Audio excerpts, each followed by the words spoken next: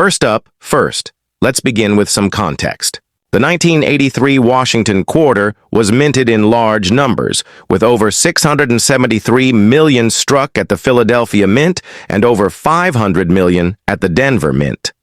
There were no proof coins made at the San Francisco Mint for circulation in 1983, as that year's proof sets were made entirely at San Francisco using different processes. So the standard 1983 quarters found in circulation are business strikes made for everyday use.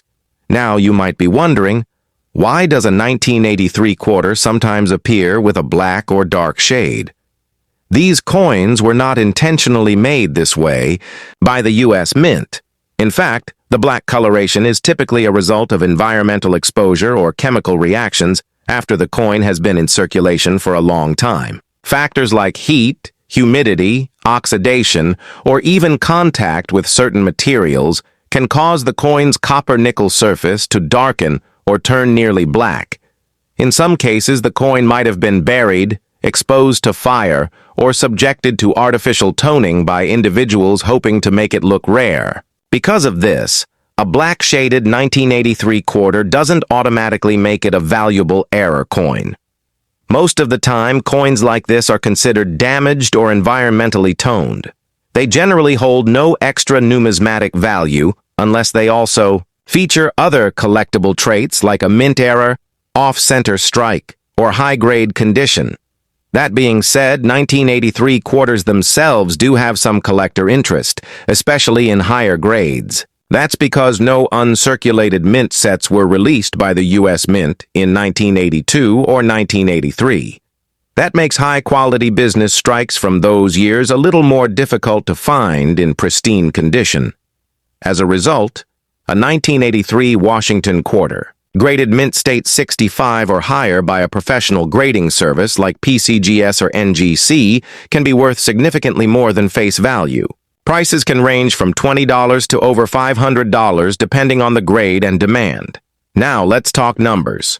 If you have a typical circulated 1983 quarter with black toning and no significant errors, it's likely worth only its face value, 25 cents. However, if your coin is in exceptional condition with full luster, sharp details, and minimal contact marks, it might be worth getting it graded. Mint state examples without toning have sold for $100 to $200, and those with extremely high grades like MS67 or MS68 can go for even more. On the other hand, if your black-shaded coin also has a verified mint error, like being struck on the wrong plancher or showing doubling on the design, it could command a much higher price. Some known 1983 error quarters have sold for hundreds, and even thousands of dollars depending on the type and rarity of the error. So to summarize, a black or dark-toned 1983 Washington quarter isn't necessarily rare or valuable on its own.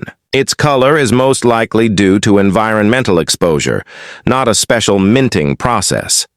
However, 1983 quarters in general do have collector demand in high grades due to the absence of mint sets that year. And if your coin features an error or is in mint condition, it could be worth much more than face value. Next up, the 1966 Washington quarter was part of a major shift in U.S. coinage. Prior to 1965, quarters were made of 90% silver. But by the mid-1960s, due to rising silver prices and a coin shortage, the U.S. Mint changed the composition. The 1966 quarter was struck using a clad composition. That's a copper core sandwiched between two layers of copper-nickel alloy. This new format eliminated silver content completely, and that's one reason why many 1966 quarters found in circulation today don't have much intrinsic metal value. In 1966, over 821 million Washington quarters were minted, all without mint marks. That's because, during the years 1965 to 1967, the U.S. Mint temporarily removed mint marks to discourage coin hoarding and speculation. So whether your 1966 quarter came from Philadelphia, Denver, or San Francisco, it won't show a mint mark. Now, if you're holding a 1966 quarter in bad condition, let's say it's heavily worn, scratched, or stained, it likely won't be worth more than its face value. In circulated or damaged condition, these coins typically trade for 25 cents. They were made in huge numbers, and without silver content, there's no melt value to consider. However, there are a few exceptions to keep in mind. First, error coins from 1966 can be valuable.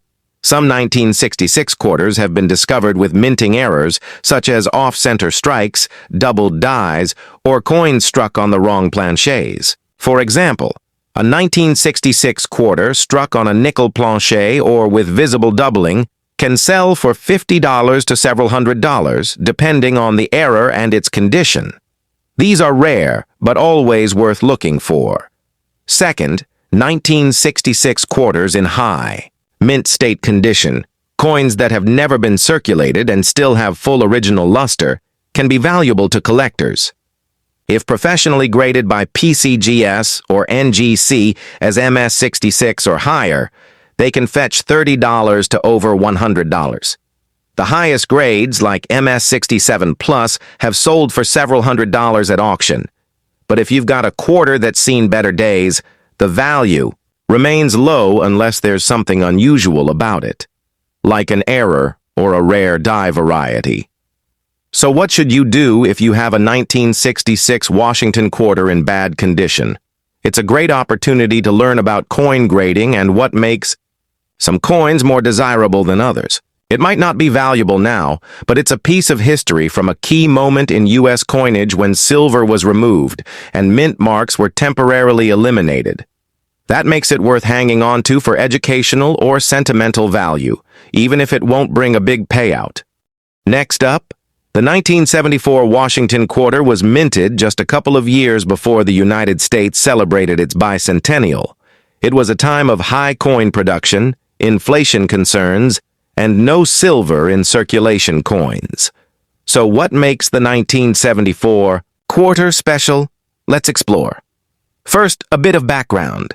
The Washington quarter was first introduced in 1932 to honor George Washington's 200th birthday.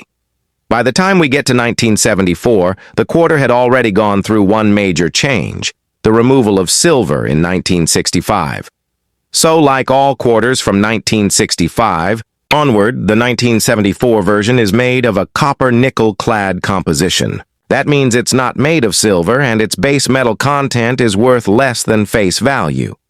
In 1974, over 800 million quarters were struck at the Philadelphia Mint, with no mint mark, and over 350 million were struck at the Denver Mint, marked with a small D on the obverse, next to Washington's ponytail. There were also proof versions minted in San Francisco, bearing an S mint mark, but those were not intended for circulation and were sold in special proof sets. Now, let's talk about value in fine condition. A 1974 Washington quarter in fine, F12 grade, shows moderate wear.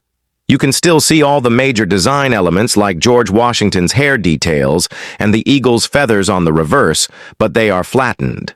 These coins are common and easy to find in pocket change or old coin jars. In this condition, the coin's value is generally just 25 cents, its face value. That's because there are so many of them still in existence, and they don't contain any precious metal. Even if the coin is decades old, it's not considered rare or especially collectible in average circulated condition. However, if your 1974 quarter is in higher grades, like uncirculated mint state condition, it could be worth more. Coins graded MS65 or higher can sell for $5 to $20. While those in exceptionally high grades like MS67 or with eye-catching luster and strike quality can sell for $100 or more, especially if professionally graded by services like PCGS or NGC. There are also rare errors from this year. Some 1974 quarters were struck on the wrong planchets or showed doubling of the lettering or design, known as doubled die errors. These are quite rare, but if you spot one, its value can rise significantly, sometimes selling for hundreds of dollars, depending on the error and condition. So what should you do if you have a 1974 quarter in fine condition? While it likely doesn't carry any special value to collectors, it's still a great way to learn about modern U.S. coinage. Keep it if you enjoy collecting by date, and definitely inspect it closely for any signs of errors or unusual features. In summary, a 1974 Washington quarter in fine condition is typically worth its face value, 25 cents. But if you find one in uncirculated condition or with a known error, it could be worth considerably more. Either way, it's a neat piece of history from an era when America was preparing to celebrate 200 years of independence. The Washington quarter was first introduced in 1932 to honor the 200th anniversary of George Washington's birth. It became so popular that it replaced the standing Liberty quarter and continued to be minted every year since. By 1995, the coin had already been part of everyday American life for over 60 years. The 1995 P quarter was minted at the Philadelphia Mint, which is indicated by the small P mint mark on the front of the coin just next to Washington's ponytail. Over 1.1 billion of these quarters were struck that year, making it one of the most common modern quarters in circulation. Like all quarters made after 1965, the 1995 P Washington quarter is composed of a copper nickel clad, not silver. This means that its intrinsic metal value is very low, and most of these coins are still only worth their face value of 25 cents in circulated condition. If you find a 1995 P quarter in fine or very fine condition, meaning it shows signs of wear, but the major details are still visible, it will still be worth only face value. However, coins that were never used and have been preserved in mint state condition can be worth a little more. In uncirculated grades such as MS-63 to MS-65, these coins can sell for around $1 to $5, depending on their luster, strike, and overall eye appeal. The most valuable examples are those graded MS-67 or higher by professional grading services like PCGS or NGC. These high-grade specimens are rare and can fetch $50 to $100 or more at auction. But keep in mind, such high-quality examples must be nearly perfect and free from marks, scratches, or dull areas. There are also some rare error coins from 1995 that can significantly increase a coin's value. Some of the known errors include off-center strikes, double die obverse errors, and coins struck on the wrong planche. These types of errors are not common, but if you happen to find one, its value could range from a few $100s to several thousand, depending on the severity and uniqueness of the error. Always examine your coins closely with a magnifying glass or under proper lighting to look for anything unusual. In conclusion, the 1995 P Washington quarter is a very common coin, and in circulated condition, it is usually worth only its face value. However, uncirculated and error varieties can carry a premium for collectors. It's a coin that represents modern American coinage and is an essential part of any complete Washington quarter collection. If you come across one in exceptional condition or find a strange error, it may be worth having it professionally graded. Next up, the Washington quarter was first introduced in 1932 to honor George Washington's 200th birthday. It was originally intended as a one-year commemorative coin, but its design was so well received that it became the standard quarter in circulation. Fast forward to 1981, and the Washington quarter had already been through several changes, most notably the switch from 90% silver to copper nickel, clad in 1965. The 1981 P quarter was struck at the Philadelphia Mint, and it features the P mint mark on the obverse side of the coin, just to the right of Washington's ponytail. That year, the Philadelphia Mint produced over 601 million of these coins, which means they are still very common in circulation today. The composition of the 1981 P quarter is the standard clad formula used for modern quarters. An outer layer, made of 75% copper and 25% nickel, bonded to a pure copper core. The coin has a diameter of 24.3 millimeters and weighs 5.67 grams. On the obverse, it features the familiar portrait of George Washington, designed by John Flanagan, while the reverse shows the heraldic eagle with wings spread, holding arrows, and olive branches, a design that remained in use until 1998. Now let's talk about value. In circulated condition, the 1981 P Washington quarter is typically only worth its face value of 25 cents. It's a coin you can still find in pocket change or coin jars, and unless it is in uncirculated condition, it doesn't carry any special premium. However, collectors do look for high-grade examples in mint state. An uncirculated 1981 P quarter, graded MS-63, might sell for about $1 to $3. In MS-65 condition, which is considered gem quality, the coin could fetch around $5 to $10. The real value comes with coins graded MS-67 or higher, which are rare and highly sought after by collectors. These top-grade examples can sell for $50 to $100 or more, especially if certified by PCGS or NGC. There are also a few known error coins from this year that can raise a quarter's value significantly. Some 1981 P quarters have been found with off-center strikes, clipped planchets, or other striking errors. These can be worth anywhere from a few dollars to several hundred, depending on the severity and uniqueness of the error. Always inspect your coins carefully for anything out of the ordinary. In summary, the 1981 P Washington quarter is a common coin with high mintage, and in most cases it will only be worth face value. However, coins in exceptional uncirculated condition or with rare mint errors can be worth considerably more. If you happen to have one that looks flawless or has an unusual strike, it might be worth having it examined by a professional grading service. Next up, the Washington quarter has been a staple of American currency since 1932, originally designed to commemorate the 200th birthday of George Washington. By 1982, it had been in circulation for 50 years. However, that year brought some important changes in the way coins were produced. The 1982 D quarter was minted in Denver, as shown by the D mint mark on the obverse of the coin near Washington's ponytail. That year, the Denver Mint struck over 480 million quarters, which means the coin is still fairly common in circulation. One unique factor about the 1982 D quarter is that it was produced during a period of U.S. mint cost-cutting.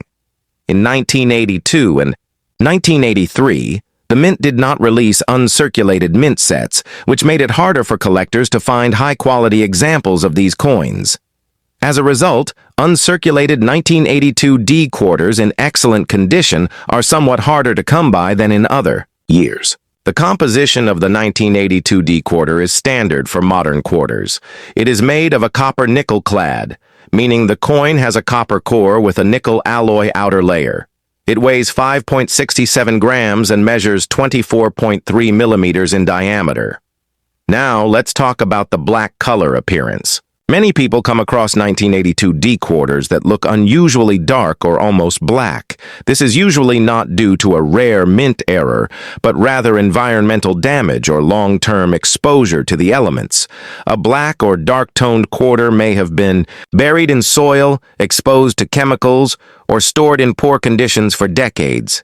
The dark color can also result from oxidation of the nickel layer. While these dark coins can look interesting, they usually do not increase the coin's value unless the toning is attractive, even, and naturally developed, something that collectors may appreciate in rare cases. As for value, a circulated 1982 D quarter, even with dark or black coloration, is usually worth just its face value of 25 cents. However, if you find one in uncirculated or mint state condition, especially graded MS-65 or higher, it can be worth more due to the difficulty of finding pristine examples from that year. In MS-63 condition, a 1982 D quarter might be worth around $2 to $4. In MS-65, values can rise to $10 to $20, and in MS-67 or higher, the coin could be worth over $100 depending on the quality and market demand. Rare mint errors from the 1982 D-quarter series can also bring high value. These include off-center strikes, double dies, and missing clad layers. A missing clad layer could cause the coin to have a copper appearance on one side and might be mistaken for a blackened coin at first glance. Such errors can range from $50 to several hundred, depending on the severity and certification by a grading service. In summary, the 1982 D Washington quarter is a common coin, but it's still an important one to examine closely. Dark or black-toned examples are usually caused by environmental exposure and typically do not carry extra value unless they show natural and appealing toning. However, if you have a high-grade uncirculated version or a known mint error, it could be worth far more than face value. Thanks for watching. If you enjoy learning about coins and collecting tips, be sure to like this video, subscribe to the channel, and hit the bell icon so you never miss an update. Drop a comment below if you have a 1982 D quarter or if you've come across a coin with unusual coloring. Until next time, happy collecting. The 1974 one-dime coin from the United States may appear like an ordinary piece of change, but for collectors and enthusiasts, every coin tells a story, and this one is no exception.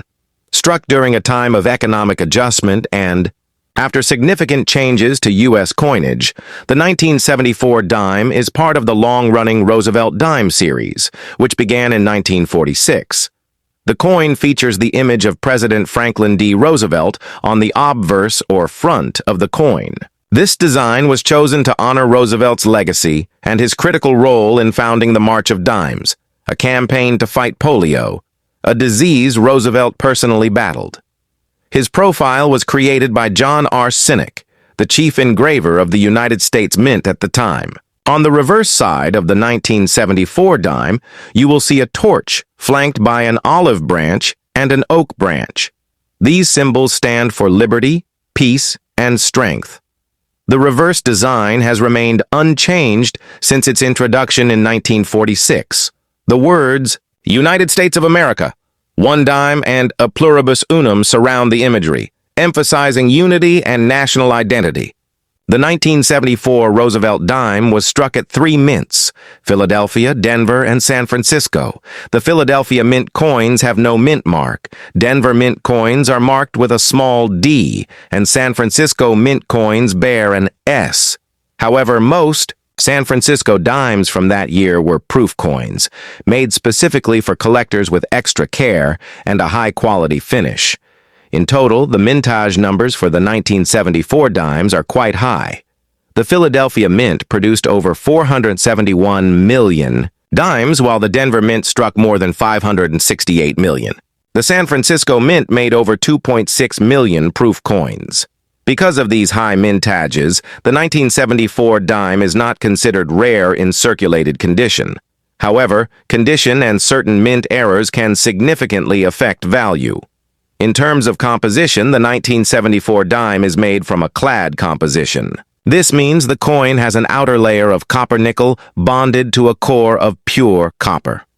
It weighs 2.27 grams and has a diameter of 17.91 millimeters. The edge of the coin is reeded, giving it that familiar textured border. Now, when it comes to value, a standard 1974 Roosevelt dime in circulated fine condition typically holds face value, just 10 cents. However, coins in uncirculated condition, especially those that have been graded professionally, can be worth more. A 1974 dime in mint state 65 condition may fetch between $1 to $3 depending on the market and the mint mark. Proof versions from the San Francisco Mint can range from $2 to $10 if they are still in pristine, mirror-like condition. Collectors also seek out rare errors that may have occurred during production. Some 1974 dimes exhibit misstrikes, off-center, strikes, or double-die errors. These error coins can be worth anywhere from $25 to several $100s, depending on the nature and severity of the error. However, such coins are uncommon, and most 1974 dimes found in circulation are standard examples.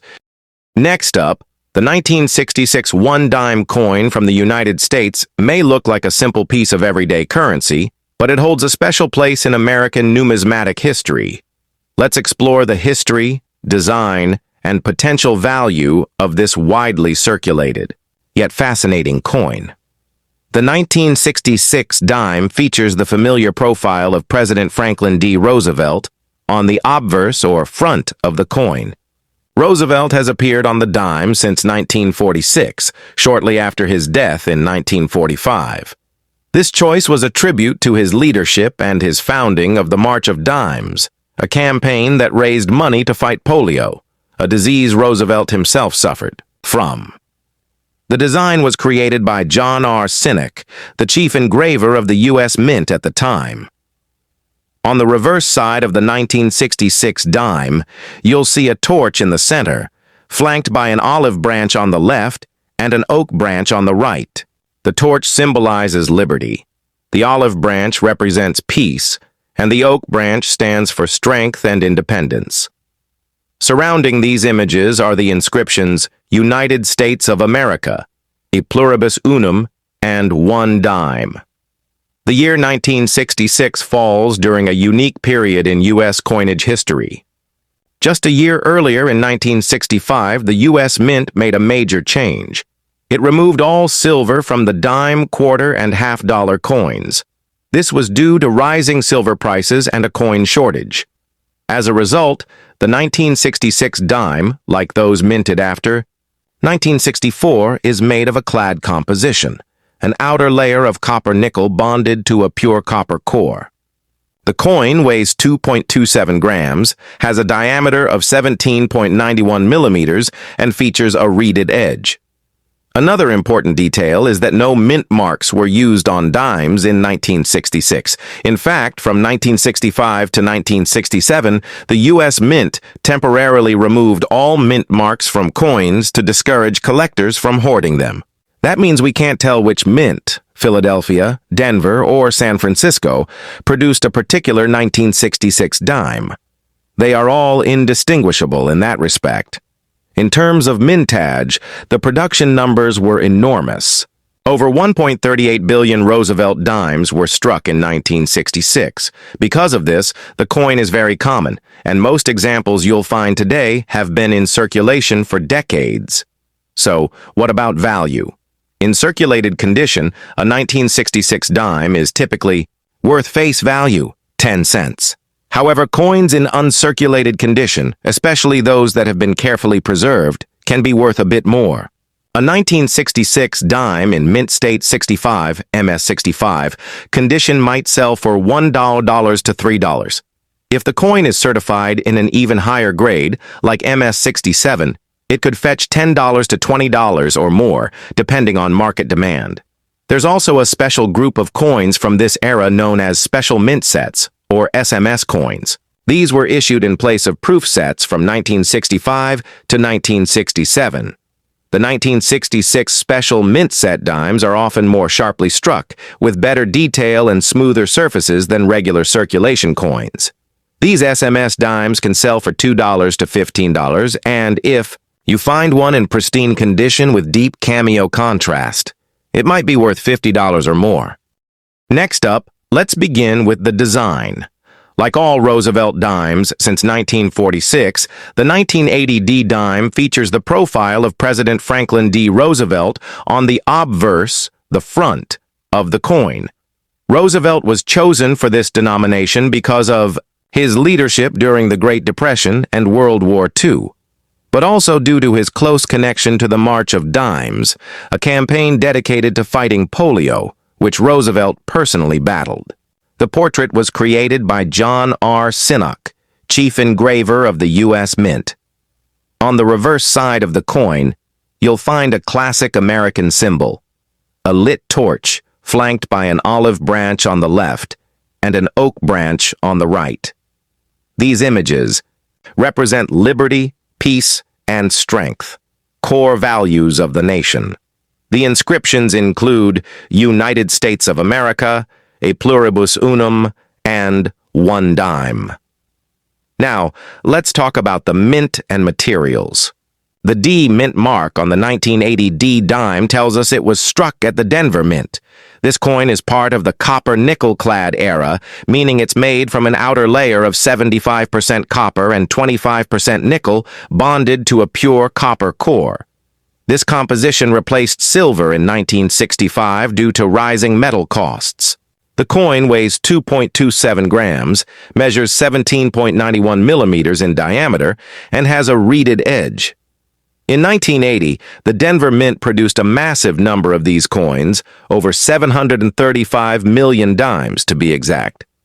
Because of this high mintage, the 1980 D dime is very common, and most examples found in circulation today are worn and have low collector value. So what is a 1980 D dime worth today? In circulated condition, like the kind you might find in your pocket change, the coin is typically worth face value, just 10 cents. However, condition matters greatly in coin collecting. If your 1980 D dime is in uncirculated condition, that is, it has no signs of wear and retains its original mint luster, it may be worth a little more to collectors. A 1980 D dime in mint state 65, MS65 condition can sell for around $1 to $3, depending on the market. Coins graded higher, such as MS67 or above, are much harder to find and can command $10 to $30 or more at auctions, especially if they have strong eye appeal and are certified by a reputable grading service like PCGS or NGC. But there's something else collectors are always watching for: errors and varieties. While the 1980 D dime is not known for major errors, some examples with off-center strikes, double dies, or die cracks can exist. These error coins are rare but can be worth $25 to several $100s depending on the nature and clarity of the mistake. One other note, since this coin was made after 1964, it contains no silver, so even though it might have an attractive eye shine, it holds no intrinsic metal value beyond its copper and nickel content. Next up, the 1985 P. Roosevelt Dime may appear like just another piece of everyday change, but this coin has its own unique story and numismatic value, especially when found in extra fine condition. Let's take a closer look at the history, design, and potential value of the 1985 P Roosevelt Dime. This dime features the familiar image of President Franklin D. Roosevelt on the front, or obverse, of the coin. Roosevelt was chosen for the dime back in 1946, shortly after his death, in honor of his leadership through the Great Depression and World War II, and for his founding role in the March of Dimes, a campaign to fight polio. The portrait was designed by John R. Sinek, who served as the chief engraver of the United States Mint. On the reverse side, you'll see a torch in the center, symbolizing liberty, flanked by an olive branch on the left for peace and an oak branch on the right for strength. These classic elements are surrounded by the inscriptions United States of America, E pluribus unum, and one dime. Now let's talk about the mint and composition. The P mint mark under the date indicates that the coin was struck at the Philadelphia Mint. In 1985, over 973 million Roosevelt dimes were produced at this mint alone, making the coin fairly common in everyday circulation. This dime, like others made after 1964, is composed of a copper-nickel-clad material. That means it has an outer layer of 75% copper and 25% nickel bonded to a pure copper core. The total weight is 2.27 grams, and the diameter is 17.91 millimeters with a reeded edge. Because the coin was made after 1964, it contains no silver, and therefore has no intrinsic metal value beyond its face value. However, coins in higher grades and well-preserved condition can still attract interest from collectors. So what is a 1985 P Roosevelt dime worth today in extra fine condition?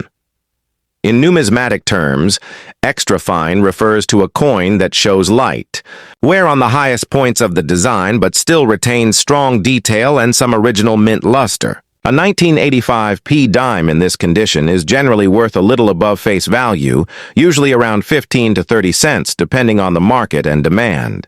Coins in uncirculated or mint state condition, especially those graded MS-65 or higher, can be worth more. A certified MS-65 example might sell for around $2 to $5, while those graded MS-67 or better can reach $20 to $40, especially if they have excellent eye appeal or full strike detail. What about errors or varieties? While the 1985 P dime is not widely known for major mint errors, there are occasional finds, such as off-center strikes, broad strikes, or doubled dies. These error coins can sell for $25 to over $100, depending on how noticeable and dramatic the error is. There are no rare varieties known for this date, but sharp-eyed collectors still keep watch for small mistakes that can boost a coin's value significantly.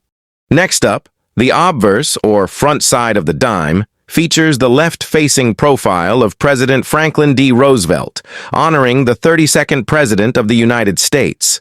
He led the country through the Great Depression and most of World War II.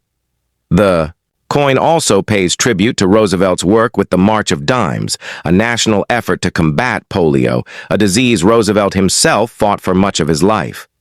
The designer was John R. Sinek, the chief engraver of the U.S. Mint at the time. On the reverse of the coin, you'll find a lit torch in the center, symbolizing liberty. On either side are an olive branch for peace and an oak branch, representing strength. These elements are surrounded by the inscriptions United States of America, a pluribus unum, and one dime. This reverse design has remained unchanged since the series began in 1946. Now, here's where things get interesting.